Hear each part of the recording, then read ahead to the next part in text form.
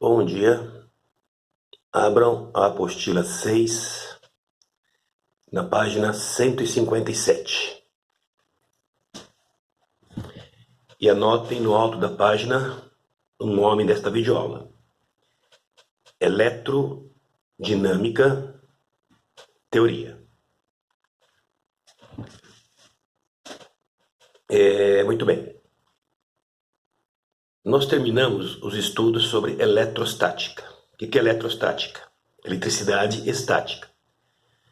Por que ela era denominada dessa forma? Porque os elétrons eles entravam em movimento, passando de um corpo para o outro e ficando estáticos na superfície externa do corpo.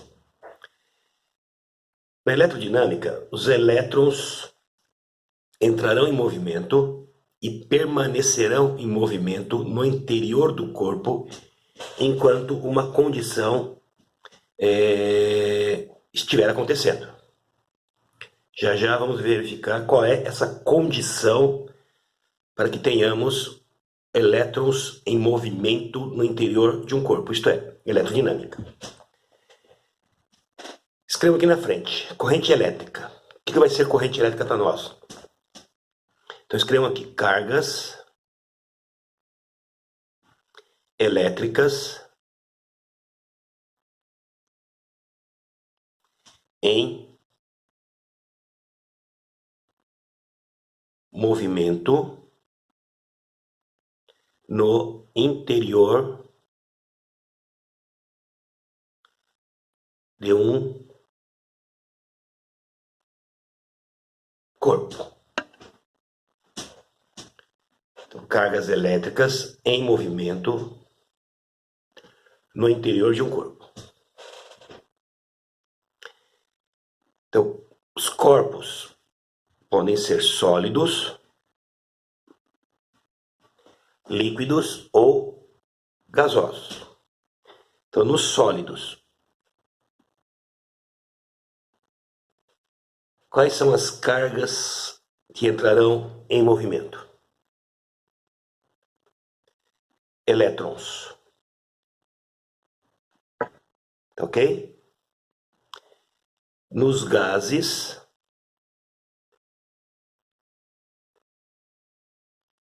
e líquidos,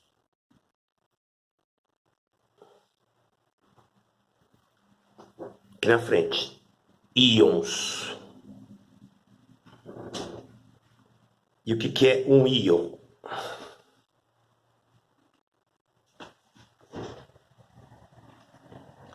Íon, lá da química, é um átomo que ganhou ou perdeu elétrons. Lembraram? O átomo que perde elétrons é chamado de cátion. E se ele perdeu elétrons, ele se torna um átomo, se torna um íon positivo. O ânion é o átomo que ganhou elétrons. Então ele se torna um íon, um átomo ionizado negativo. Então um átomo ionizado não é mais aquele átomo neutro, isto é, número de prótons igual ao número de elétrons. É o átomo que perdeu ou ganhou elétrons. No nosso curso, na grande maioria das vezes, nós vamos tratar de eletricidades em sólidos. Ok? Então, voltando aqui. Pessoal, se não deu tempo para anotar, dê um pause, anote, dê play e volte aqui. Então, nos sólidos são elétrons em movimento, mas não são qualquer ou quaisquer elétrons que entram em movimento. É um elétron bem específico. Esse elétron bem específico é chamado de elétron livre. Então, nos sólidos, nós vamos ter elétrons livres em movimento. Então, anotem aqui. Muito bem.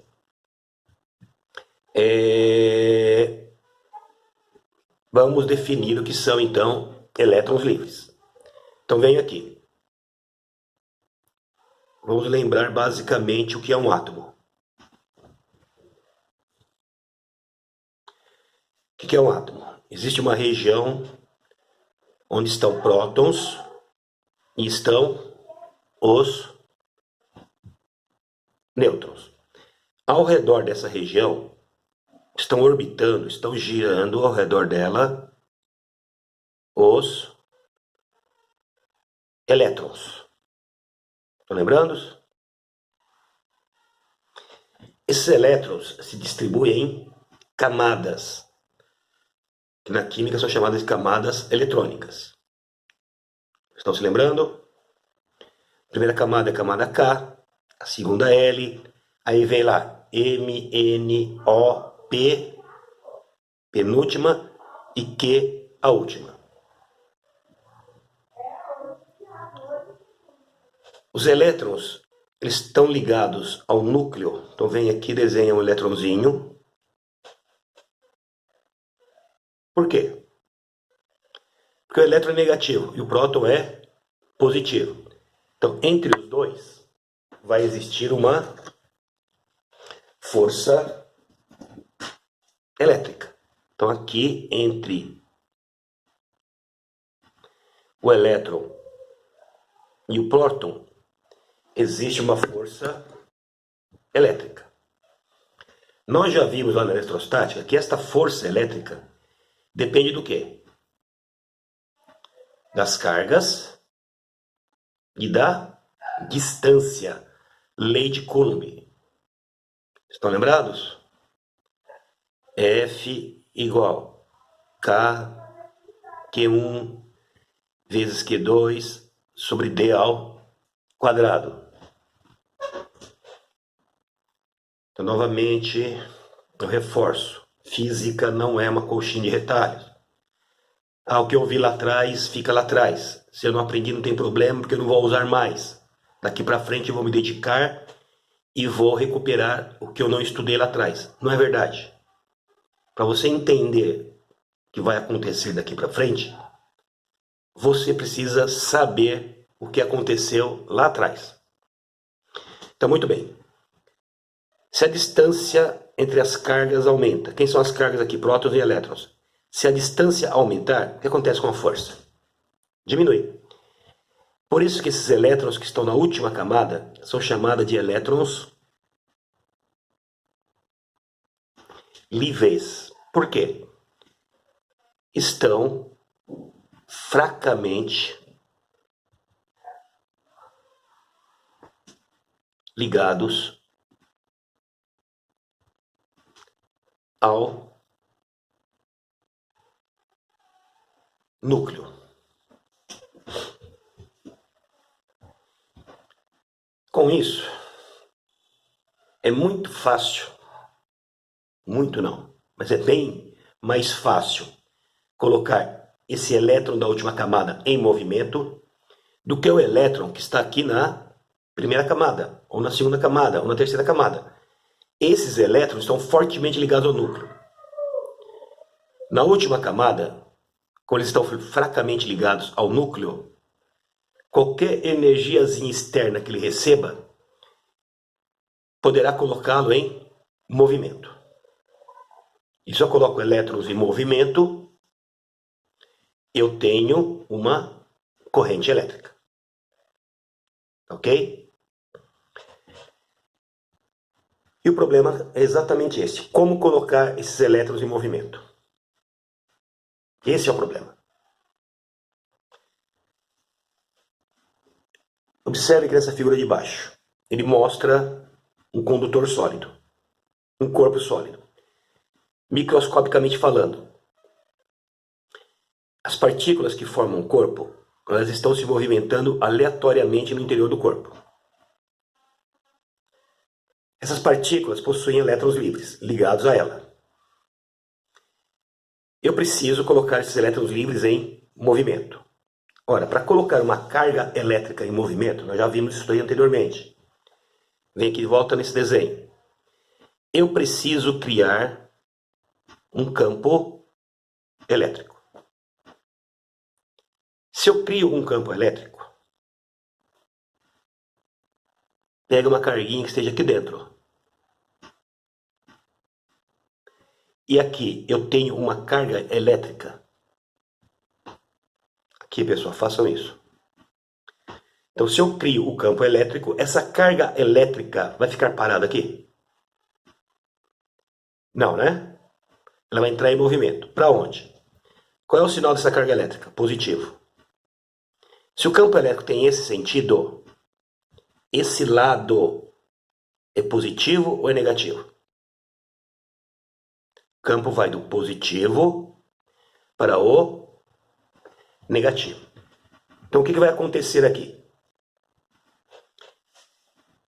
Essa carga elétrica vai entrar em movimento nesse sentido. Então eu preciso criar esse campo elétrico. Preciso fazer um lado ficar positivo, outro lado ficar negativo. Quem é que faz isso? Então vem aqui embaixo, pessoal. Ele escreveu aqui bateria. Coloquem aqui pilha também.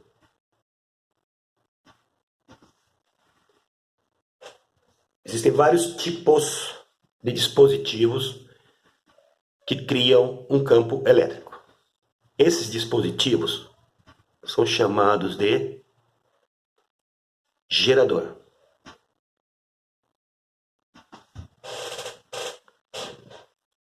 Então, pilha e bateria é um tipo de gerador elétrico.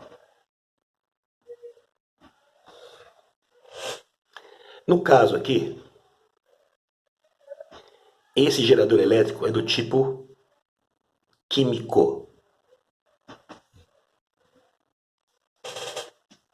Por que químico? Uma reação química dentro, no interior da bateria ou da pilha, fará com que uma extremidade da pilha ou da bateria fique com falta de elétrons, isto é, positivo. E a outra extremidade fique com excesso de elétrons. É isso que faz o gerador. Então, entre esses dois pontos, eu tenho uma diferença de potencial U.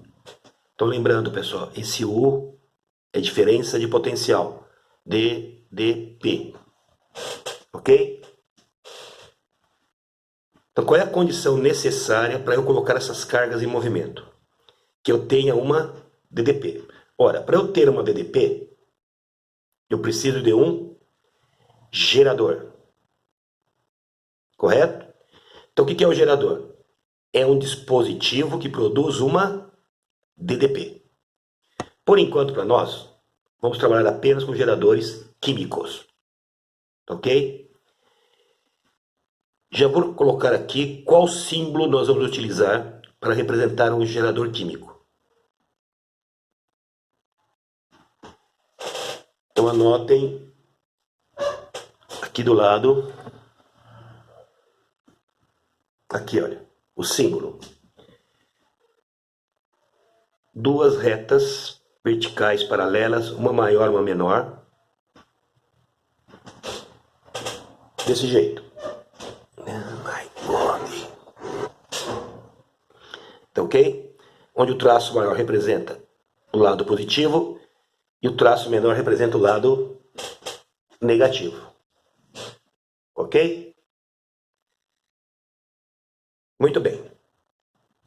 Então, qual é a condição necessária para eu ter uma corrente elétrica? A aplicação de uma DDP nas extremidades do corpo. Porque aplicando a DDP, vamos ter um campo elétrico e esse campo elétrico vai colocar as cargas elétricas em movimento. Ok? Então, sem DDP não tem corrente elétrica, não tem energia elétrica. Vamos anotar aqui do lado a definição de uma grandeza elétrica muito importante. Então, eu escrevo aqui potência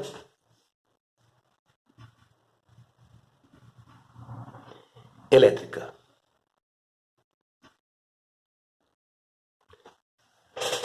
Eu estou definindo aqui potência elétrica, escrevendo potência elétrica.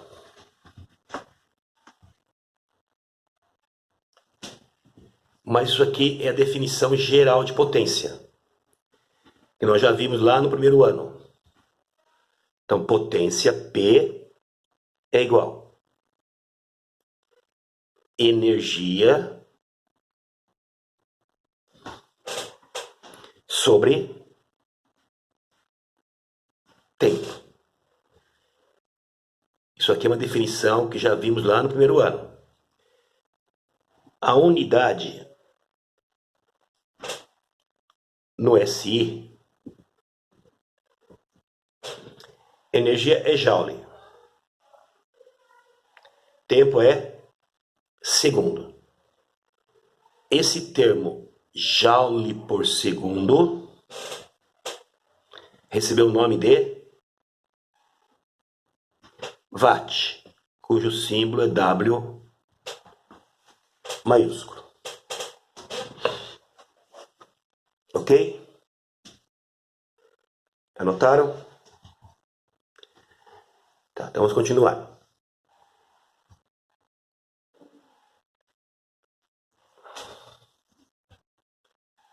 Pessoal, aqui ele elenca o que eu expliquei lá em cima. Então ele está falando corrente elétrica, movimento ordenado de cargas em um movimento. Por convenção, o sentido da corrente elétrica é o mesmo sentido do campo elétrico. O que ele quer dizer com isso? Convenção é um combinado. Então, combinado é, a corrente elétrica vai circular sempre, no caso de gerador elétrico químico, do polo positivo para o polo negativo. Ok? Aí que ele diz que a corrente elétrica pode ocorrer em outros tipos de condutores. Foi o que nós vimos aqui, certo? Nós vamos nos ater por enquanto só nos sólidos.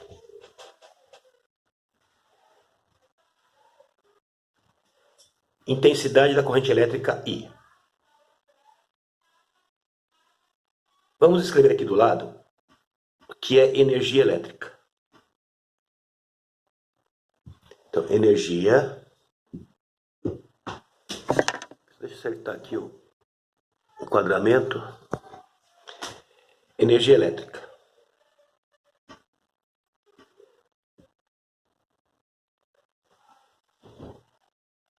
O que é energia elétrica? A energia elétrica nada mais é do que o aproveitamento da energia de movimento das cargas elétricas. No caso dos sólidos, é o aproveitamento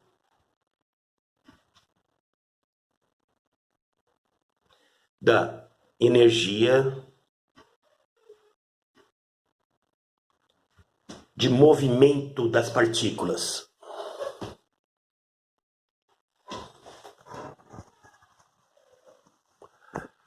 Está saindo fora do quadro aqui, pelo minutinho só, estou acertando. Então, novamente aqui. Energia elétrica é o aproveitamento da energia de movimento das cargas elétricas. Olha, que nome recebe a energia de movimento? Energia cinética.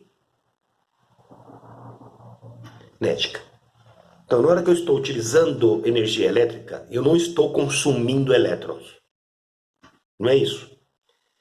Eu estou consumindo a energia cinética dos elétrons. Olha, como isso é possível? Bem, acho que todos conhecem uma hidrelétrica. Como é que funciona uma hidrelétrica? Água movimentando um gerador. Então a pergunta é: quem é transformada em energia elétrica é a água? Não é, né, pessoal? A água vem lá de cima, passa pelo gerador e vai embora. Então, o que é aproveitado? O que é transformado? Não é a água, e sim a energia de movimento da água, a energia cinética da água. Então, nós aprendemos ao longo do tempo a criar dispositivos que utilizam a energia de movimento dos elétrons e convertem essa energia em outras formas de energias. Por exemplo, uma lâmpada.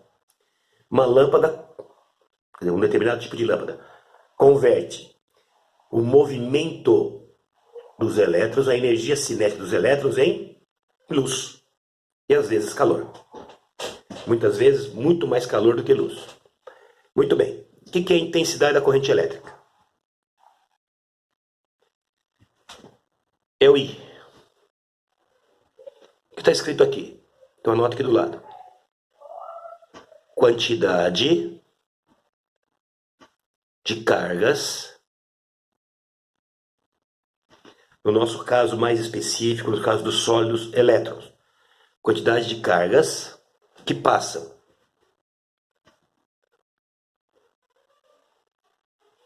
por um certo ponto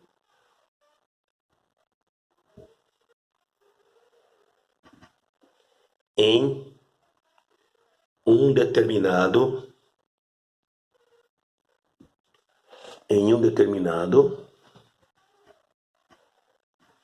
intervalo de tempo. Cargas elétricas por tempo. Vamos agora à página 158 e dar continuidade. No sistema internacional, a unidade de intensidade de corrente elétrica é, então grifem aqui, Coulomb por segundo, que passou a ser chamado de ampere, em homenagem a André Ampère, físico francês que contribuiu bastante para o desenvolvimento da eletrodinâmica. Ampère, abram um parênteses, uma chave aqui, e escrevam miliampere.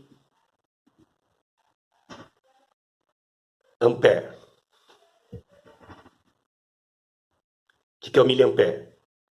MA. É um submúltiplo do ampere, muito utilizado. O miliampere é 1 ampere dividido por 1000. Então ele corresponde a 1 ampere dividido por 1000.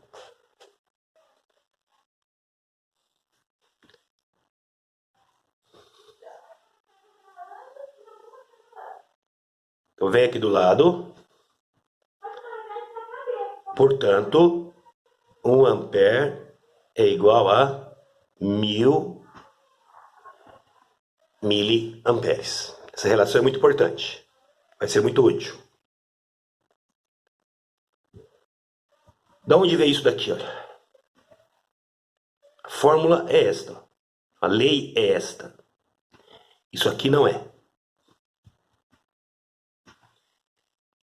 Como nós estamos trabalhando com cargas elétricas, nós continuaremos utilizando Q igual a N vezes E. Então anotem isso daqui.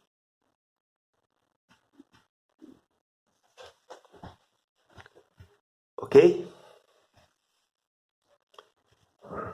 Agora ele está falando aqui em tipos de corrente elétrica contínua.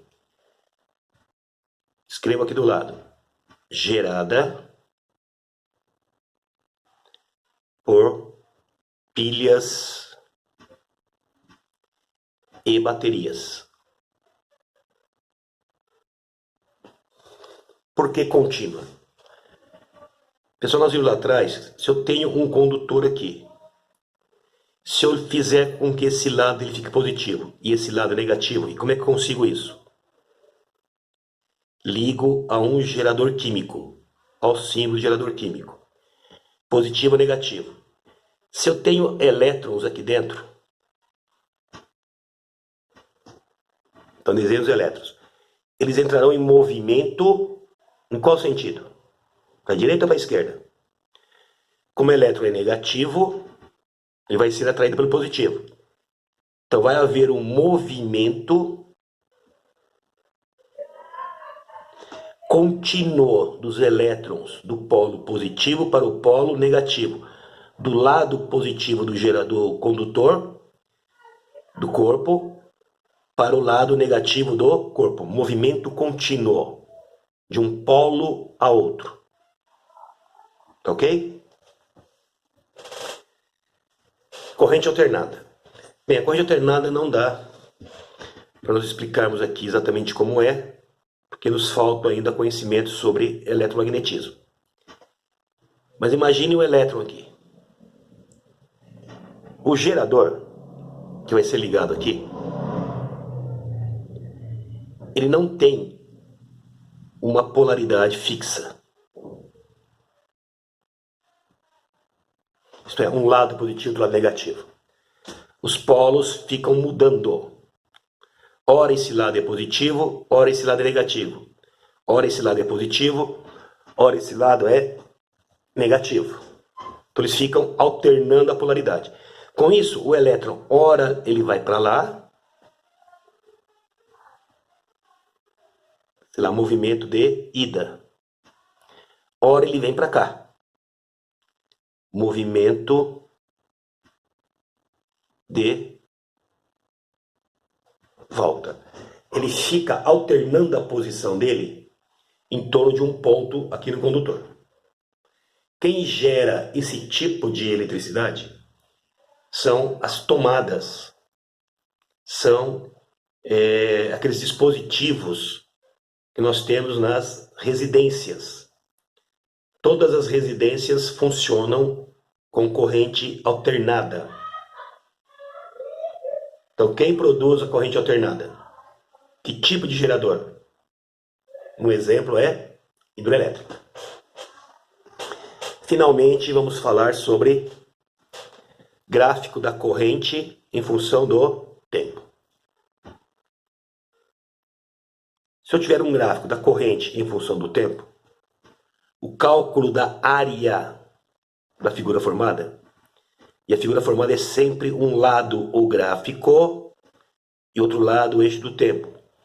Um lado o gráfico, outro lado o eixo do tempo.